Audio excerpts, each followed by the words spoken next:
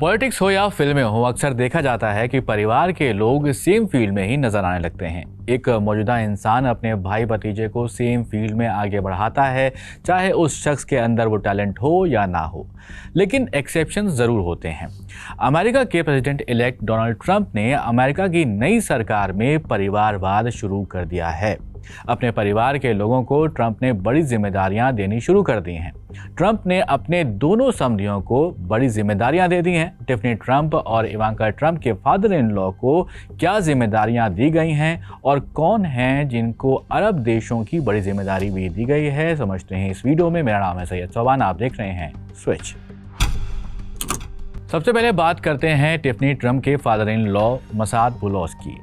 America के president elect Donald Trump ने अरब और मिडिल ईस्ट मामलों की सलाहकार के पद पर अपने समधी मसाद बुलॉस को नियुक्त कर दिया है। ऐसा नहीं है कि इनका नाम अमेरिका में एकदम से सामने आ गया हो। दरअसल ये अमेरिका के एक बड़े बिजनेसमैन हैं और लेबनान से ताल्लुक़ रखते हैं, लेबनान मूल के हैं। वही लेबनान जिसका जिक्र आपने हाल ही में हिजबुल्लाह को लेकर सुना होगा, वही लेबनान जहां हिजबुल्लाह के साथ अभी इजराइल ने सीज़ फायर का ऐलान भी किया है। खैर, मसाद ने ट्रंप के इलेक्शन कैंपेन के दौरान अरब अमेरिका समुदाय के साथ अच्छे रिश्ते बनाने में अहम भूमिका निभाई है।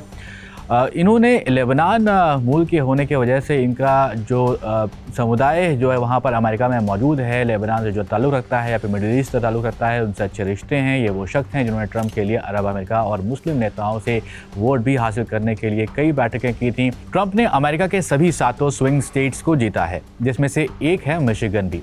यहाँ पर ट्रंप को जिताने के लिए मसाद का बड़ा योगदान रहा है। गल्फ न्यूज़ की एक रिपोर्ट की माने तो मिशिगन के 3 लाख मुसलमान वोटरों को ट्रंप के लिए वोट करने के लिए प्रोत्साहित इन्होंने ही किया था। इनकी अहम भूमिका यहाँ पर रही थी। आपको बता दें कि मसाद बुलॉस कौन है, इनके बारे में और जानते हैं तो डोनाल्ड ट्रंप की बेटी हैं टिफनी ट्रंप, उनके ये ससुर हैं। 2021 में टिफनी की सगाई माइकल बुलॉस से हुई थी। इसके बाद ट्रंप राष्ट्रपति पद से हट गए थे। 2022 में दोनों की शादी हुई थी। माइकल बुलॉस के दादा लेबनान की राजनीति में एक्टिव रहे हैं और इनके फादर जो हैं मसाद बुलॉस, वो भी लेबनान की राजनीति में एक्टिव रहे हैं। मसाद बुलॉस जिनको ट्रंप ने जिम्मेदारी दी है, उनका जन्म लेबनान में ही हुआ था, जिसके बाद परिवार के साथ वो टेक्सास आ गए थे। यहाँ यूनिवर्सिटी ऑफ ह्यूस्टन से लॉ किया इन्होंने और अमेरिका के जो नागरिक हैं वो बन जाते हैं। इसके बाद मसाद नाइजीरिया चले गए थे और वहाँ पर पारिवारिक बिजनेस को संभालने लगे थे। वैसे मसाद के साथ कुछ कॉन्ट्रोवर्सीज भी जुड़ी हुई हैं। न्यूयॉर्क टाइम्स की एक रिपोर्ट के मुताबिक लेबनान की राजनीति से जो इनके संबंध हैं वो कॉन्ट्रोवर्शियल रहे हैं। 2009 में लेबनान की संसद में मसाद एक सीट हासिल करना चाहते थे।